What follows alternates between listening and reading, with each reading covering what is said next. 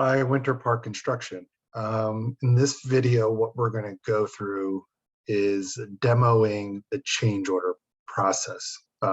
First part one, we'll do PCO or cost event into an RFQ. So I'm in change order, and from here, I'm on the PCO tab.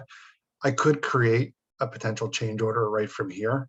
But what I want to demonstrate for you is back on the project management side or the build side of the business where the PMs work and do things like RFIs and submittals and so forth. We can connect issues and RFIs to cost events that happen.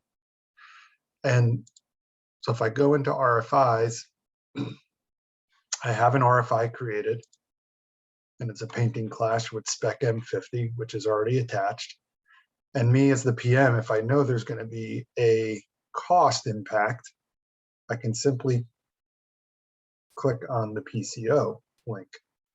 And if there were existing PCOs, they would be here for me to choose from and attach if I wanted to, or I can create a new one. And the system tells me that it created the PCO. So now if I jump back to cost management into change order, you'll see that my PCO number 1 has now been created with the painting clash per spec 50. So the first thing I need to do is set it as open and start to add my cost items.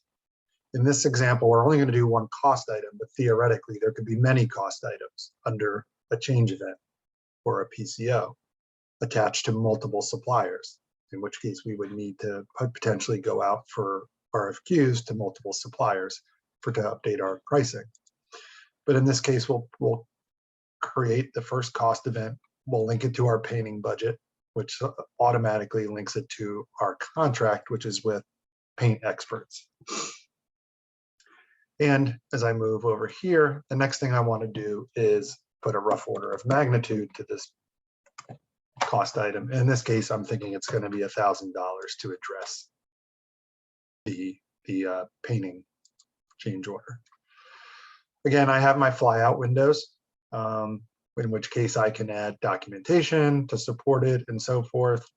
So I can upload from my computer or Autodesk Docs and so forth. So, I have all those options available to me at the cost item level, and I have the same sort of functionality at the top level, at the PCO level, to do the add documents and so forth. The other thing, the other item I want to point out is that when I am here, I can also add documentation from my cost items, which we're down here. So if I'm building up a cost, the COR or the OCO with my owner, I want to start attaching many documents to here. So in this case, I'm going to go back to the cost item. And what I will do is add a document, and I'll upload it from Autodesk Docs. And I'm going to go in here, and I'm going to go to cost management and my exhibits and spec M50, and I'm going to select that, and I'm going to add that as a supporting documentation.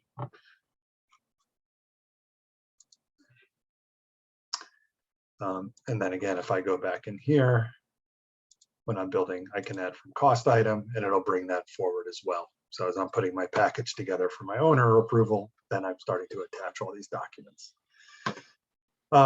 So from there, I think it's $1,000. I probably need to go out and I want to validate my pricing. So I can use my 3 little dots, and I can do a generate, and it'll ask me, do I want to generate an RFQ or a supplier change order? But at this point, I don't want to do the supplier change order. I want to go out to my supplier for quote. And so I generate an RFQ, and it brings me to the RFQ log, and there it is. It is already created, and it's there. And again, one of the first things I want to do is set this as open. And I do that.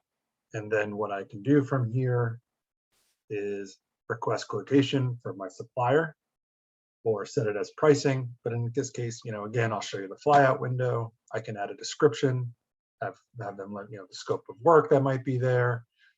Again, create a document package and so forth.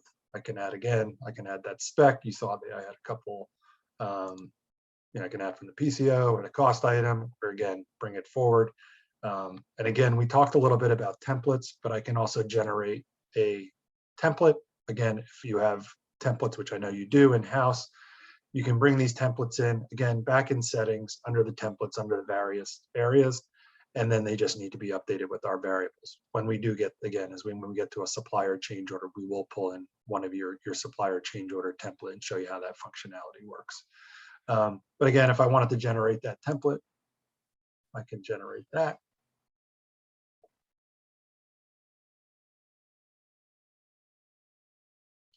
And there it is. I can rename this RFQ.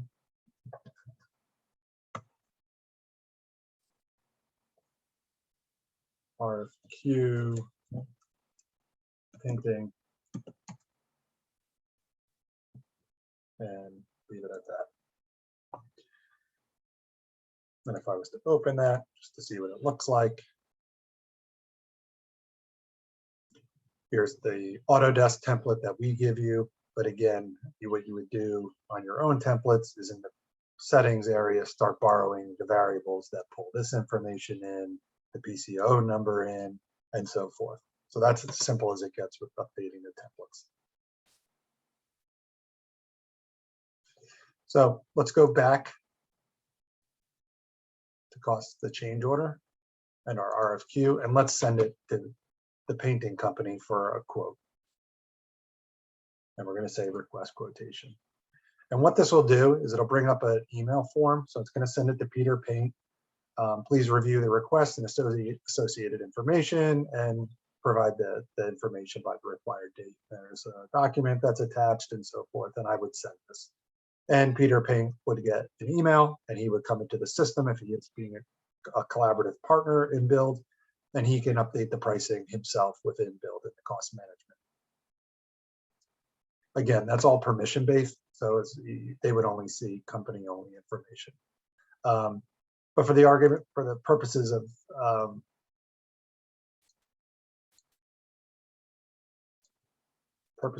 this exercise, what I do want to do is set my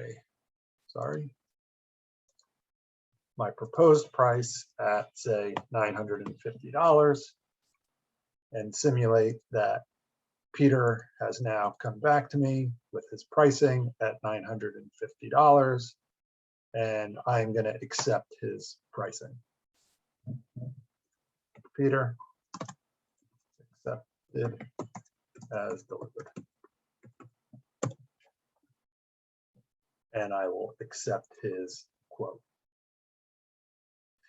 So that's a PCO into an RFQ.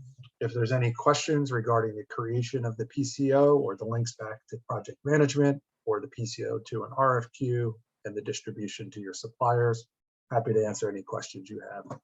Thank you, and look forward to doing the next video.